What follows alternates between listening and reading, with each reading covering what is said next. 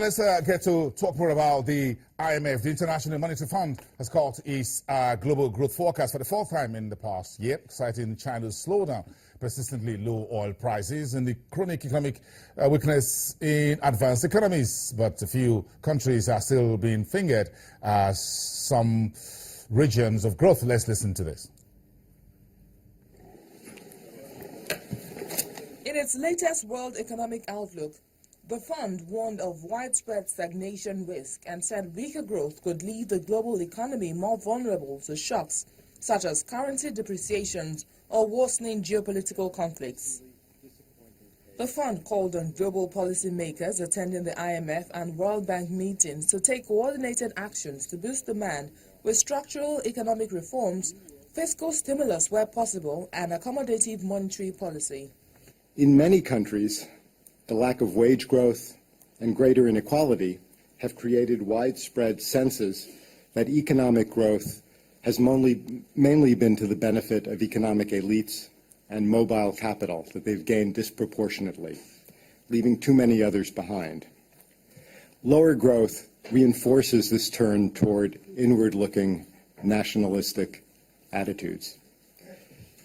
In brief, lower growth means less room for error. The IMF cut Japan's growth forecast in half to 0.5% in 2016 and said Brazil's economy would now shrink by 3.8% this year versus the previous forecast of a 3.5% contraction as it struggles through its deepest recession in decades. Meanwhile, the United States, one of the relative bright spots in the global economy, also saw its 2016 growth forecast cut to 2.4% from 2.6%. The fund raised China's growth forecast slightly to 6.5% this year and 6.2% in 2017, partly due to previously announced policy stimulus.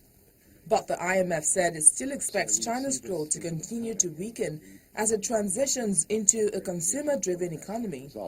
Our concern is that some of this stimulus is likely to take the form of higher credit growth, more support for sectors that are, in a secular sense, declining and not that productive. The new forecast followed previous growth markdowns in July, October, and January. The IMF said that global growth could easily weaken from the latest IMF forecast, which could reinforce a deflationary spiral of weak growth that erodes future output potential. Let's wrap up the program. Africa's largest mezzanine fund manager, Vintage Capital, has announced that it has provided $20 million of new funding to Landmark Africa, one of Nigeria's leading property developers. Landmark has developed over 130,000 mezzanine of prime real estate across the continent. The real estate company is headquartered in Lagos, Nigeria's financial capital, with offices in several countries, including South Africa and the United Kingdom.